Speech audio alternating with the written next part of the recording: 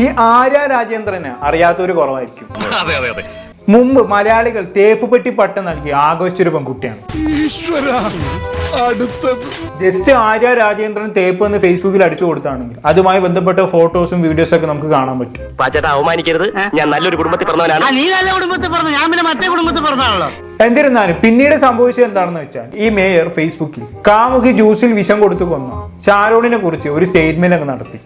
അതന്നത്തെ ചോരത്തിളപ്പിന് ഇപ്പൊ എന്ത് ചോര തണുത്തു പോയാ? തണുത്ത് മരവിച്ചു എന്ന് പറയുന്നതാവും ശരി. പക്ഷെ പുള്ളിക്കാരത്തി നടത്തിയ ആ സ്റ്റേറ്റ്മെന്റ് വലിയ രീതിയിൽ വിവാദങ്ങൾക്ക് വഴി കൊളുത്തി എന്നുള്ളതാണ്. ആളുകൾ തലങ്ങും വിലങ്ങും ഈ പെൺകുട്ടിയെ കളിയാക്കാൻ തുടങ്ങി. ജീവൻ എടുക്കുന്ന പ്രണയപ്പകകളില്ലാത്ത പ്രണയ ലോകങ്ങൾ പിറക്കാനുള്ള സാമൂഹ്യ ബോധം പുതുതലമുറയിൽ ഉണ്ടാക്കാൻ നമുക്ക് ജാഗ്രത കാട്ടാം. ഇതാണ് പോസ്റ്റ്. ഒരു സംസ്ഥാനത്തിന്റെ ഒരു മേയർ എന്ന നിലയിൽ സമൂഹം ആദരിക്കുന്ന ഒരു പൊസിഷനിൽ ഇരിക്കുന്ന ഒരു വ്യക്തി എന്ന നിലയിൽ ഇത്തരം ഉപദേശങ്ങൾ എന്ന് പറയുന്നത് സമൂഹത്തിൽ ഉണ്ടാക്കുന്ന ഇമ്പാക്ട് വളരെ വലുതാണ്.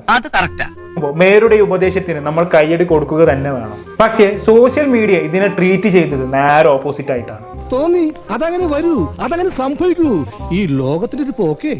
പുള്ളിക്കാരി ഈ സ്റ്റേറ്റ്മെന്റ് നടത്തി ഏതാനും മണിക്കൂറുകൾക്കുള്ളിൽ പുള്ളിക്കാരിയുടെ പഴയ കാമുകൻ ഒരു ജ്യൂസിനടുത്തിരിക്കുന്ന ഒരു ഫോട്ടോ അങ്ങ് ഫേസ്ബുക്കിൽ അപ്ലോഡ് ചെയ്തു. എന്നിട്ട് താഴെ ഒരു കുറിപ്പും കൊടുത്തു.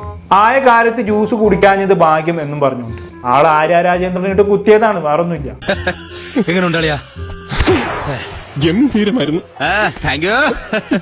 എന്നിരുന്നാലും സോഷ്യൽ മീഡിയ ഇവര് തമ്മിലുള്ള ഫോട്ടോസ് വെച്ച് നല്ല രീതിയിൽ തന്നെ ആഘോഷിച്ചു എന്ന് തന്നെ വേണം പറയാൻ. ആഘോഷിച്ച് അങ്ങ് തിമിർത്ത്.